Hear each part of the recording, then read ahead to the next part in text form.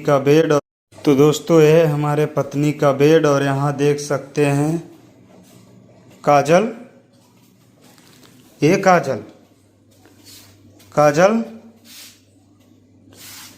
ए काजल, ए उठ। अरे यार सुबह के 6 बज गई, क्या करता है? हाँ, अरे ई का यार भुइयाँ कहाँ बैठी हो? हम नीचे कैसे आ गए? अरे नीचे कैसे? रात को तुम लहंगा पहन के यहाँ बेड पे बैठी थी, उसके बाद हम तुमको सुला के चले गए। यहाँ सुबह हम जानते हैं तुम डिस्टर्ब चल रही हो, दे समझ नहीं सकती हो। क्या हुआ है? काहे नीचे तुम सोई हो? हम तो बेड पे सोए थे, नीचे कैसे फालतू आए? नहीं बोला, सही बताओ। सही बता रहे, हम बेड पे सोए थे। वो तो हम ही देखे, हम सुला के गए बेड पे, लेकिन नीचे कैसे गई तुम? पता नहीं। क्या हुआ? काहे ऐसा काम कर रही हो? क्या तुम्हारे साथ हो रहा है? सही सही बताओ काजल, ताकि उसका इलाज चल सके। हाँ नहीं। नहीं, सही बताओ, मजाक नहीं, मजाक नहीं, सही सही बताओ। सही में कुछ नहीं। सही बता पगली, मजाक नहीं।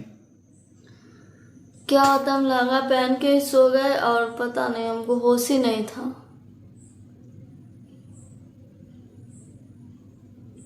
अरे यार ऐसे करोगे? काहे ये सब करती हो? पता है तुम्हें हमारी पत्नी का लहंगा है, इसको लोग देखने से डरते हैं, तुम पहन ली इसको।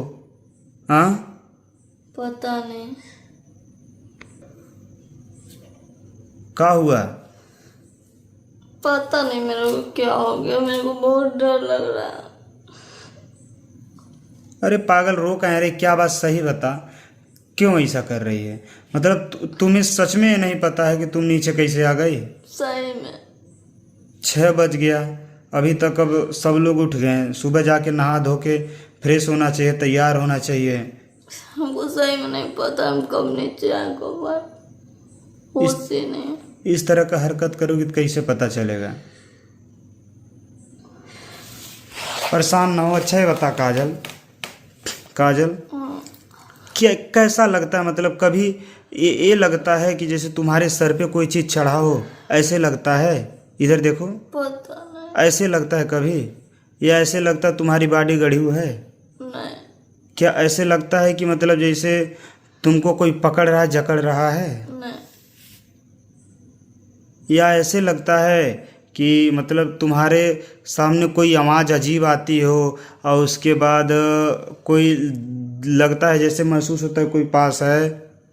हाँ। ऐसा लगता है? डर नहीं लगता है? चिंता होती है? ऐसा क्यों होता है? मतलब ये हमारी पत्नी का सपना, पहले तो शुरू में आई थी तो ऐसा नहीं था, नहीं देख रही थी, अब काहे देखने लगी? पता नहीं। सही बताओ। जब से आपसे प्यार हो गया तब से ऐसा हो रहा है। पहले नहीं ऐसा होता था?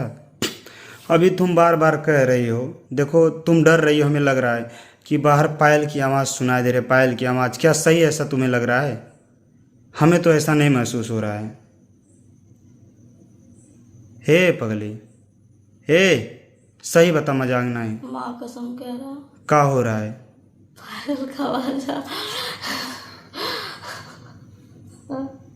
तो काहे हंस रही है? क्या बात है, सही बता। क्या हुआ? हाँ, ए क्या हुआ? अरे हम हैं पगली, तब काहे परेशान हो रही है? क्या भाई? बताओ, ए सही बता, क्या हुआ है? डर लगता है? कहीं ऐसा नहीं कि तुम्हारे साथ रहती इस तरह ऐसे होता है? पता नहीं। क्या हमें छोड़ के चल जाओगी? हमारी पत्नी से क्या कहना चाहती हो? यही कहना चाहते हैं दीदी, बस मुझे बहुत डर लग रहा है, ऐसा नहीं करिए। क्यों डर लग रहा है? पता नहीं।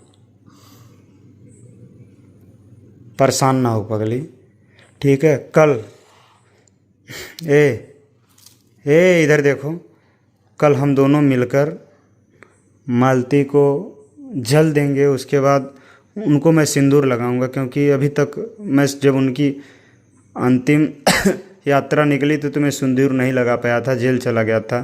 तो मैं फिर से उनको पूजूंगा, जो भी होगा देखा जाएगा, ठीक है? तुम परेशान मत हो, एक बार माफ़ी मांग लो। विष्णुराज ने मार्टली के साथ जो भी किया था उसकी सिर्फ और सिर्फ एक ही सज़ा है कि वो ज़िंदगी भर अकेला रहे और अपने बेटे युवराज का पालन पोषण करे और उसे अच्छा एक भविष्य दे। लेकिन विष्णुराज ने ऐसा कुछ ना करके मालती के जाने के 2 से ढाई साल के बाद ही 2 साल तक तो विष्णुराज जेल में रहा। वहाँ से आने के बाद उसने अपने लिए बहुत जल्दी एक लाइफ पार्टनर की तलाश कर ली है और वो लाइफ पार्टनर है काजल। और मालती के साथ जो कुछ भी हुआ है इसमें सारी गलती विष्णुराज की है। विष्णुराज ने ही उसकी सारी वीडियो को, ऑडियो को सोशल मीडिया पे वायरल किया था और उसे सोशल मीडिया पे सरेआम बदनाम किया था अर्जुन को लेकर। जबकि मालती बहुत ही भोली थी। अगर वो राहुल चौरसिया की बातों में आके ऐसा कुछ की थी तो एक पति होने के नाते विष्णुराज का धर्म बनता था कि वो उसे समझाता, सही रास्तों पे लाता, ना कि उसकी बेइज्जती करता, और वो भी सरेआम सोशल मीडिया पे।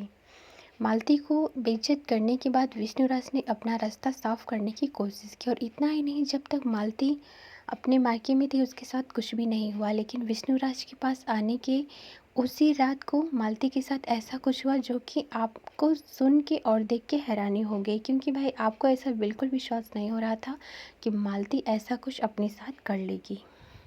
और सही मायनों में कहा जाए तो भाई यहाँ पे साफ तौर पे दिख रहा है कि मालती का मर्डर हुआ था, ना कि मालती ने खुदकुशी की थी।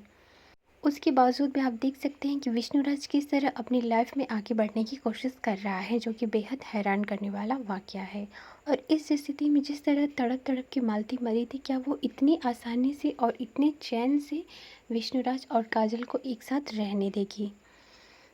ये भी सोचने वाली बात है। हो सकता है कि नाटक कर रही हो काजल, मालती उसके सपनों में ना आती हो और उसे परेशान ना करती हो, लेकिन ये सारी चीज़ें एक दिन सच ज़रूर होंगी।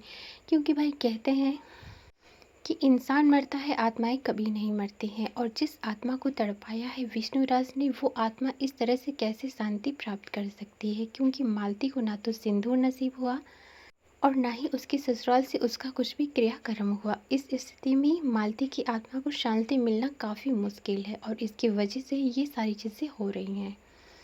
और अगर ना भी हो रही हूँ तो भाई ये सारी चीज़ें ज़रूर होंगी, और ये सारी चीज़ें विष्णुराज डिज़र्व भी करता है। क्योंकि एक पत्नी जो कि अपने पति के साथ रहना चाहती थी, वो इस दुनिया से चली गई, और उसका जिम्मेदार विष्णुराज है। इतना ही नहीं, वो अपने बेटे से भी दूर हो गई।